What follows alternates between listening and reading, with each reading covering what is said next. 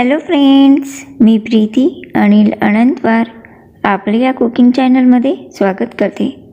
सध्या थंडीचे दिवस आहेत आणि आपण पौष्टिक असे हलवे खात असतो. त्यासाठीच आपण आज बदामच्या हलव्याची रेसिपी पाहणार आहोत. त्यासाठी मी ते 15 ते 20 बदाम रात्रभर भिजवून घेतलेले आहेत आणि भिजवल्यामुळे खूप छान फुगलेले आहेत. हे यावरची साले काढून घेऊया. अशा प्रकारे सर्व बदामावरची आपण साल काढून घेत आहोत. तुम्हाला जर जास्त बदाम घ्यायचे तर तुम्ही जास्त बदामसुद्धा घेऊ शकता. अशा प्रकारे सर्व बदामावरची आपण साले काढून घेतलेली आहे आणि या बदामाला आपण मिक्सरमधून बारीक करून घ्यायचं आहे किंवा मग मी इथे खलबत्त्यामध्ये कुटून घेणार आहे. तुमच्याकडे खलबत्ता नसेल तर तुम्ही मिक्सरमधून सुद्धा बारीक करून घेऊ शकता. महत्त्वाची गोष्ट याची बारीक पेस्ट करायची आहे. अशा प्रकारे खलबत्त्यामध्ये बदामाची बारीक पेस्ट आपण तयार करून घेत आहोत आणि एकदम बारीक पेस्ट आपण इथे तयार करून घेतलेली आहे. मी कढईमध्ये मोठ्या चमच्याने अर्धा चमचा तूप टाकलेला आहे.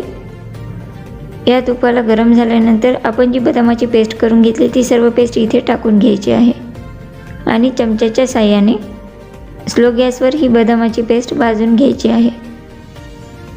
बदाम ओलसर असल्यामुळे थोडा वेळ लागेल, पण या बदामाच्या पेस्टला चांगलं भाजून घ्यायचं आहे. थोडंसं बदामी रंग येईपर्यंत किंचित. अशा प्रकारे मोठ्या चमच्याने अर्धा चमचा तूप टाकून हे सर्व मिश्रण आपण भाजून घेत आहोत.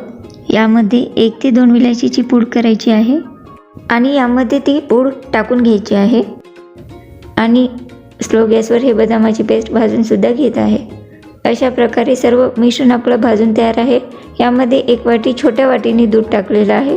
दुधाचं प्रमाण तुम्ही तुमच्या आवडीनुसार कमी जास्त करू शकता. हे सर्व मिश्रण चांगलं मिक्स करून घ्यायचं आहे चमच्याच्या साहाय्याने आणि 2-3 मिनिटे यावर झाकण ठेवूया. 2 ते 3 मिनिटं झालेली आहे. आपण झाकण काढून घेऊ. झाकण काढताना आरामशीर काढायचं आहे, चटका बसला नाही पाहिजे. आणि पुन्हा हे मिश्रण चांगलं मिक्स करून घेऊ.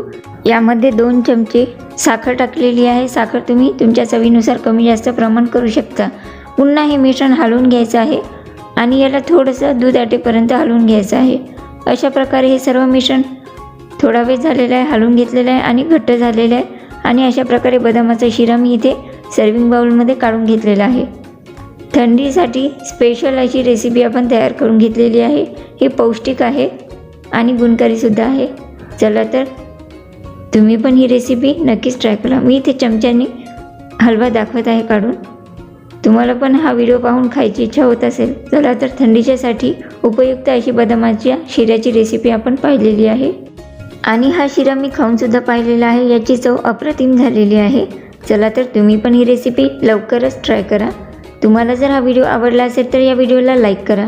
अशाच नवनवीन रेसिपीज जाणून घेण्यासाठी माझ्या चॅनलला सबस्क्राईब करा. माझे व्हिडिओ तुमच्या फ्रेंड्सना शेअर करा आणि तुमचे कमेंट मला कमेंट बॉक्समध्ये नक्की कळवा. थँक्यू.